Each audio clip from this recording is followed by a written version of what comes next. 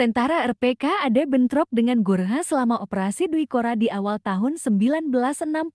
Baret Merah bentrok dengan tentara bayaran Nipol karena konflik dengan Malaysia.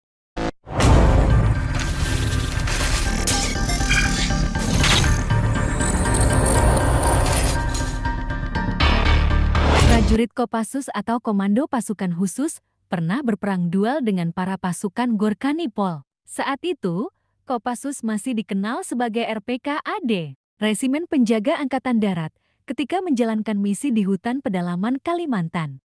Tentara RPK AD bentrok dengan Gurkha selama operasi Dwi Kora di awal tahun 1960.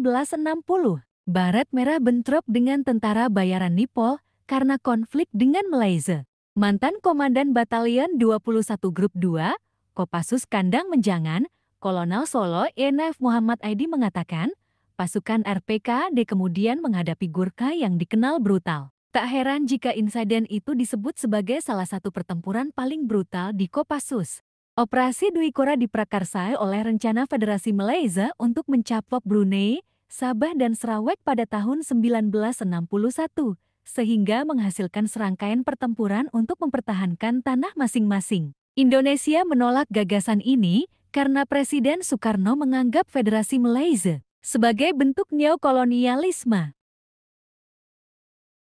Awalnya, bentuk konfrontasi yang melibatkan pasukan TNI disamarkan. Namun, ketika konflik meningkat, tentara tidak lagi bersembunyi. Malaysia menerima bantuan dari tentara Inggris dan juga membawa tentara bayaran Nipol Gurkha.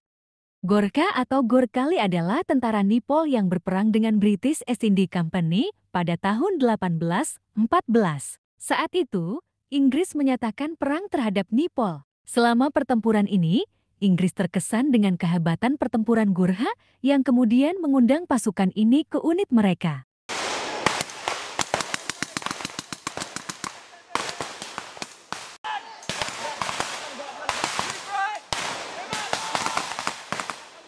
Banyak cerita keberhasilan RPK AD atau Kopassus dalam menggiring tentara Gurkha menuju perbatasan Malaysia.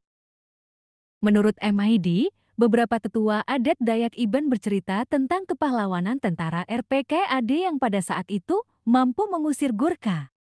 Dia mengatakan kepada Sindonews, karena beberapa tetua adat yang masih muda pada saat itu terlibat dalam membantu Baret Merah melacak dan membimbing tentara ke perbatasan Malaysia. Salah satu cerita yang dituturkan oleh seorang sesepuh suku Dayak Iban Kalimantan adalah betapa kagetnya para Gurkha ketika dihadapkan dengan serangan RPK AD yang tiba-tiba muncul dari semak-semak dan pepohonan.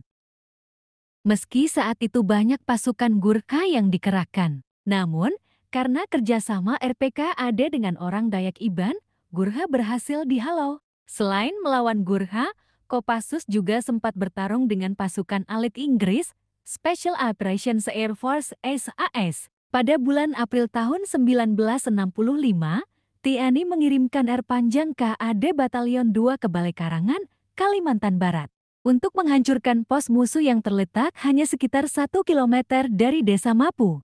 Benteng atau pos ini sering digunakan oleh pasukan Inggris untuk menyusup ke wilayah Indonesia. Bersama pasukan Inggris, pos tersebut juga dijaga oleh satu kompi pasukan terjun payung Inggris dan beberapa personel SAS. Untuk melaksanakan tugas penghancuran posko tersebut, Kopassus mengerahkan 3 kompi pasukan untuk berjaga di benteng Balai Karangan. Dari ketiga kompi tersebut, Komandan Batalion, Mayor Sri Tamigan, memutuskan bahwa hanya kompi B yang akan memimpin penyerangan. 2 kompi yang tersisa ditugaskan untuk berjaga-jaga di lokasi semula jika sesuatu yang buruk terjadi. Kompi B, bersenjata lengkap, diam-diam melintasi perbatasan Indonesia ke Malaysia.